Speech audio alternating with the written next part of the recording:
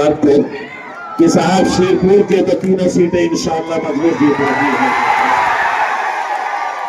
और ये आप लोगों से मैं वादा लेने के लिए आया हूं कि आप लोग मजलिस इत्तेहाद उल मुस्लिमीन का इंशाअल्लाह इस बार यहां पर झंडा जरूर लहराएंगे। मैं ये भी पैगाम देने के लिए आया हूं कि इस मुल्क का मुसलमान जो है वो कुछ भी कर ले, किसी भी हालत के अंदर जो लोग आज हमारी मस्जिदों को निशाना बना रहे,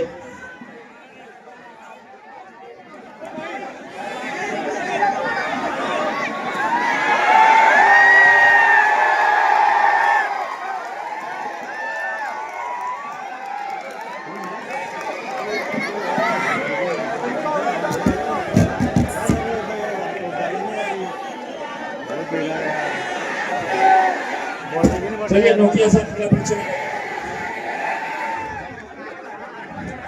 देख लिए चेहरा। अब कुछ काम की बात कर लें। मैं इसका दूल्हा बनाता हूं। मैं आप लोगों से सिर्फ इतनी दरखास्त करने के लिए आया हूं मेरे भाई कि यहां से हमें नंदुरबार का एक जलसा करना है, उसके बाद शहादा का एक जलसा करना है।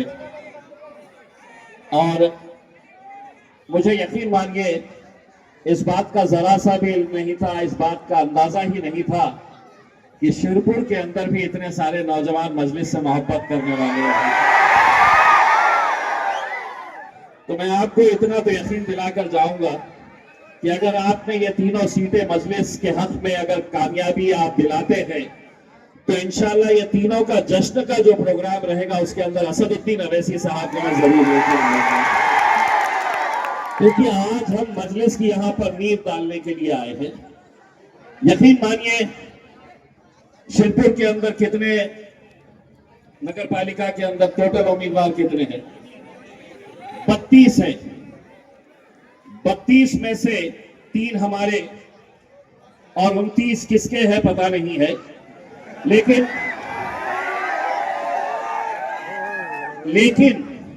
मैं आपको दावे के साथ कहता हूं कि 3 तारीख के दिन जब नतीजे आएंगे तो 29 का क्या हुआ हमें पता नहीं, चर्चा अगर होगी तो मजलिस के 3 उम्मीदवारों की होगी।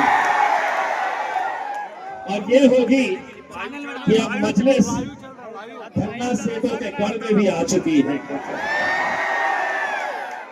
वो धन्ना सेठ जो आज मजलिस के खिलाफ अपने मुसलमान उम्मीदवारों को खड़ा किए हैं, उनको मैं ये एक पैगाम देना चाहता हूं कि सियासत इतने सालों तक तुम जो करते आए हैं वो सियासत कुछ और थी, लेकिन आज मजलिस इत्तेहाद उल मुस्लिमीन हम कभी तस्वर में भी नहीं सोच सकते थे कि जिस जमात के बारे में लोग कहते थे कि ये हैदराबाद की एक जमात है, इनका एक एमपी चुनकर आता है और जिंदगी भर ये एक ही रहेगा, लेकिन आज अल्हम्दुलिल्लाह हमने वो मंजर भी देखा है कि जहां पर तमाम सियासी पार्टियां एक साथ मिलकर आ गई और उन्होंने ये तय किया था कि बिहार के अंदर मजलिस को किसी भी हालत के अंदर हम जीतने नहीं देंगे। आपको ये लग रहा होगा कि ये अलग है और ये अलग है,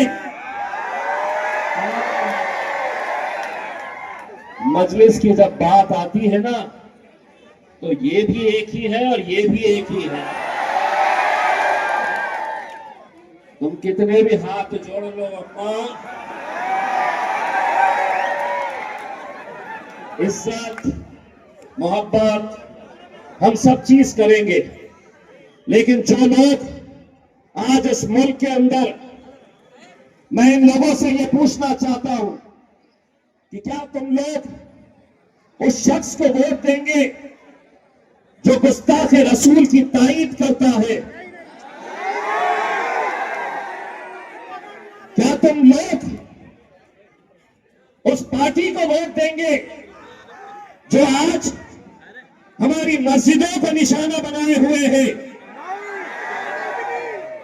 गरीबों के घरों को बुलडोजर से हर रोज गिरा रहे हैं, वो लोग जो आए दिन हमारे मजहब पे, हमारी मजहबी शिनाख्त के ऊपर हमला कर रहे हैं, जो कहते हैं कि हमारी बच्चियों ने हिजाब नहीं पहनना चाहिए, जो कहते हैं कि ये मस्जिदों के कागजात दिखाओ, जो कहते हैं कि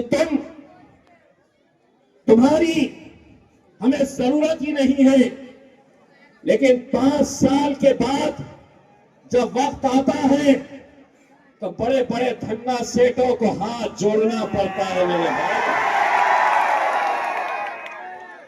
मैं आपको सिर्फ एक बात कहने के लिए आया हूं मेरे भाई, मेरी माएं बहनें बुजुर्गों से, कोई आपके हक के लिए लड़ने वाला नहीं है, कोई खड़े रहने वाला नहीं है, कोई आपके लिए आवाज उठाने वाला नहीं है। आज अगर हम पर आए दिन जो हमले किए जा रहे, हमको निशाना बनाया जा रहा है, मैं बिहार से लौटा हूं, कैसी साजिश रची गई थी। कांग्रेस और आरजेडी ने तय किया था कि हम हार गए चलेगा, भाजपा जीत जाए चलेगा, लेकिन मजलिस में नहीं आना चाहिए। लेकिन अल्हम्दुलिल्लाह वहां की आवाम के ज़हनों में यह बात आ चुकी थी कि 75-76 सालों से तुम जो बोलते थे, हम जो करते थे, तुम्हारा सुनते थे हम, लेकिन अब मजलिस आई है, मजलिस आई है,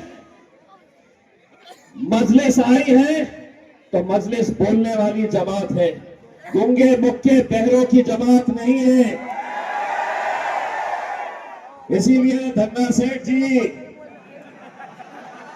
हाथ जोड़ना छोड़ो मेरे भाई, वो दोनों भाई बहन की क्या हालत हमने बिहार में किए हैं। जिस दिन असद साहब का जलसा, जिस दिन इम्तियाज जलील का जलसा, ये पूरे के पूरे हेलीकॉप्टर में आ जाते थे, लेकिन आवाम ने तय किया था कि हम इस बार असदुद्दीन अवैसी का सर झुकने नहीं देंगे।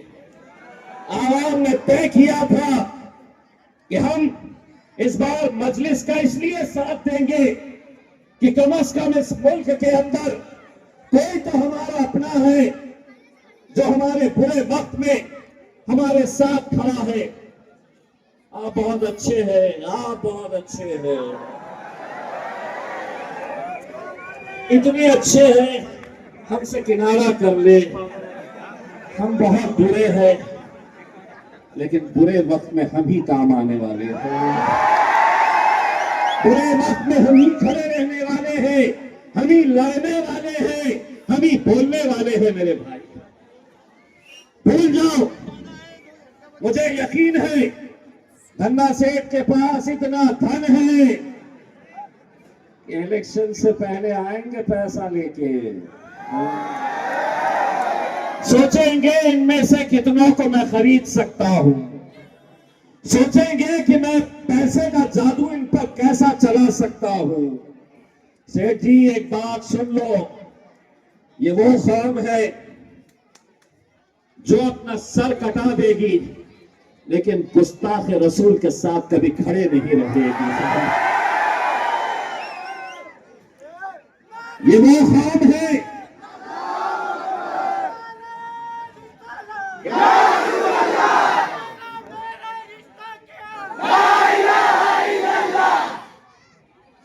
तेरा मेरा रिश्ता क्या है?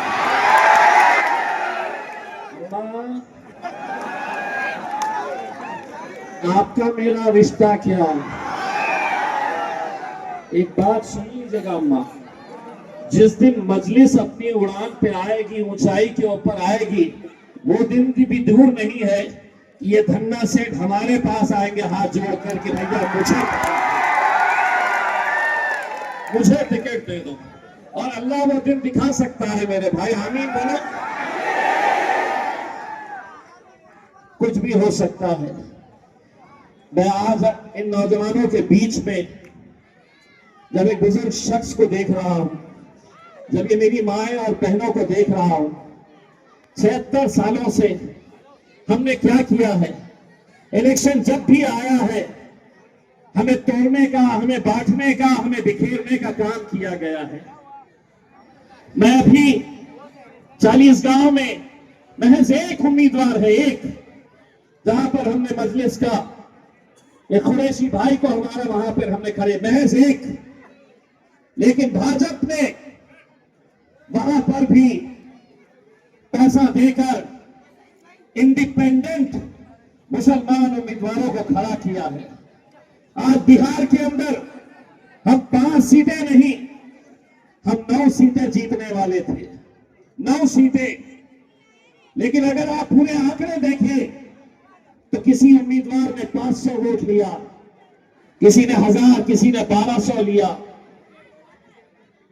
इसीलिए हम 5 के ऊपर आकर सुनते हैं, वरना हम 9 सीटों का जश्न मनाते। ऐसे ही हालात आपके अपने इलाकों के अंदर ये पैदा किए जा रहे हैं। आपको हर तरीके से मनाया जाएगा, लुभाया जाएगा, कोशिशें होगी आपको खरीदने की।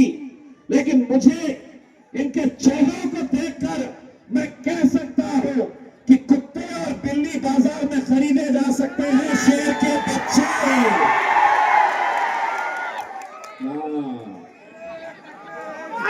शेख जी से कहो, शेख जी से कहो कि तुम्हारे पास जितना धन है, जितनी दौलत है, तुम पूरी दौलत भी अगर लुटा दिए तो बाजार में जाकर तुम एक अच्छा कुत्ते का बच्चा खरीद सकते हो, बिल्ली का बच्चा खरीद सकते हो।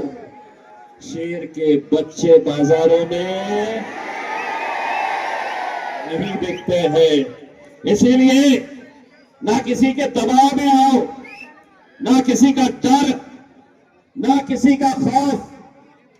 बहुत सारे लोग आपको डराने की कोशिश करेंगे, आपको धमकाने की कोशिश करेंगे। आपको यह तय करना है, जो भी आया उम्मीदवार, उसको आपको यह पैगाम देना है कि 29 सीटें हैं, तू जा और जिसको लोगों को वहां देना है दो। इनको तो पता ही नहीं। क्योंकि इस मुल्क के अंदर अगर सबसे बड़ा नुकसान, एक खूबसूरत मुल्क को अगर आज कोई बर्बाद कर रहा है, एक ऐसा मुल्क जहां पर हिंदू, मुस्लिम, दलित, सिख, ईसाई हम सब साथ में मिलकर रहते थे, न जाने इस मुल्क को किसकी नजर लगी है। जानते हैं किसकी नजर लगी है मेरे भाई और बहनों?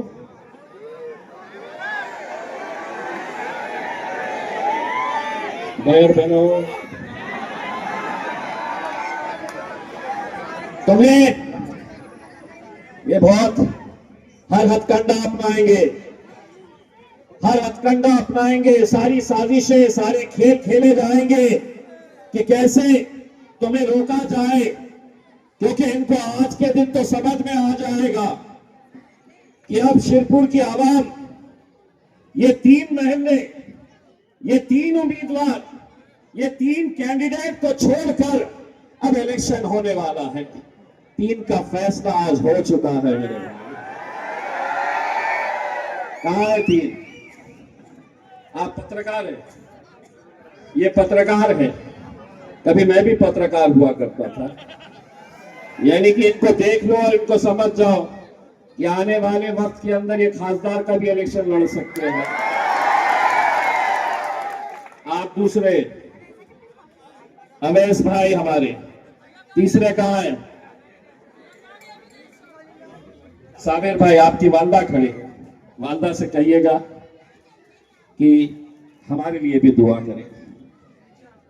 क्योंकि आज हम ये समझकर चलते हैं कि इलेक्शन वोट के साथ साथ दुआओं की भी सख्त जरूरत है मेरे भाई। और यकीनन आज हमारे ऊपर जो दबाव डाला जा रहा है कि हम यहां नहीं जाना, हम वहां नहीं जाना, यहां क्यों खड़े किए, वहां क्यों खड़े किए हैं करके, असल में क्या है, ये लोग हमें बोलते हैं और ये समझते हैं कि हम खामोशी से सुन लेंगे। हम अगर इनकी पार्टी के रहते तो शायद सुन लेते थे, लेकिन हम असदुद्दीन अवैसी को मानने वाले हैं। वो शेर को हम मानने वाले हैं जो पार्लियामेंट के अंदर अकेले खड़े रहता है और इनके पप्पा की आंख में आंख डालकर सवाल करते हैं। तो जब हम उनसे नहीं डरे, ये चिल्लर चालर को तो कभी भी हम पूछ के था। तो आप लोग ये वादा करिएगा, इंशाअल्लाह 3 तारीख के दिन आपका वोट किसके हक में?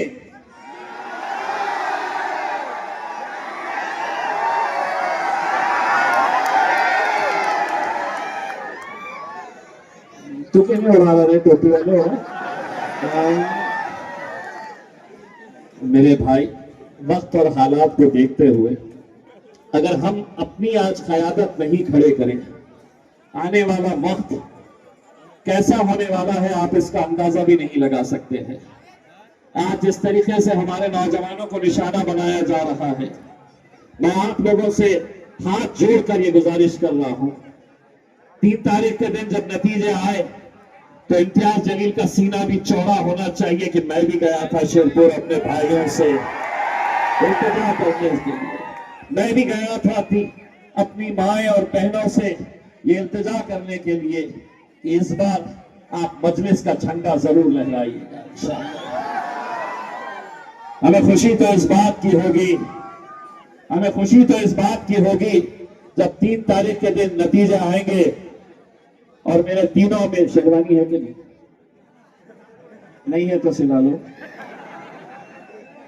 नहीं है तो सिला लो, क्योंकि हमें खुशी इस बात की होगी कि ये 3 को देखेंगे और बोलेंगे हम हिंदुस्तान की एक शेरवानी से परेशान थे, अब 3 यहां पर भी आ गए। और मैं आपको यकीन दिलाता हूं मेरे भाई, ये अगर चुनकर आए तो ये समझ लेना कि ये अपनी मर्जी के हिसाब से काम नहीं करेंगे। ये ख्याल रखा जाएगा कि जिस उम्मीदों के साथ, जिस भरोसे के साथ यहां की आवाम इनका तायीद करेगी, इनको वोट देगी, इनकी ये जिम्मेदारी होगी, इनका ये फर्ज होगा कि इनके भरोसे को तोड़ना नहीं। इनकी जिम्मेदारी होगी कि जो हम वादे कर जाएंगे, जो आपके काम नहीं हो पाए हैं इतने सालों से, इंशाअल्लाह वो पूरे काम इनके जरिए हम करवाएंगे मेरे भाई। और सबसे ज्यादा ये है कि हम हिंदुस्तान को दिखाएंगे कि अब जमात सिर्फ हैदराबाद तक नहीं है, अब शेरपुर जैसी जगहों के ऊपर भी मजलिस अपना धंधा जारी रखती है। और अब इसके बाद जितने भी आएंगे उनको बोल देना कि ये 3 इलाकों को छोड़ दो, ज्यादा फड़फड़ाए तो उनको बोलना इम्तियाज भाई आके गए थे, जीत के जश्न में दोबारा आएंगे। और उनको ये बोल देना 75 सालों तक तुम बोलते थे ना, हम सुनते थे, अब हम आए हैं, अब हम बोलेंगे और तुम्हारे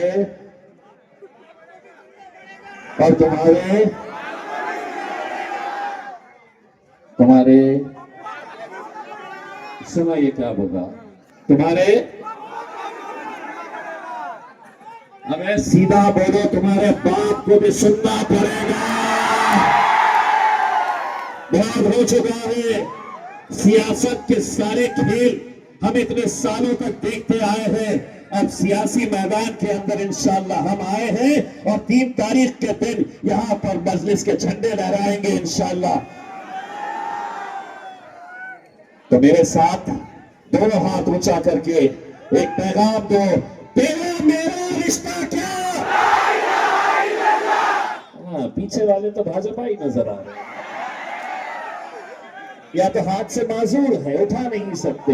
हाँ? तेरा मेरा रिश्ता क्या, तेरा मेरा रिश्ता क्या, तेरा मेरा रिश्ता क्या।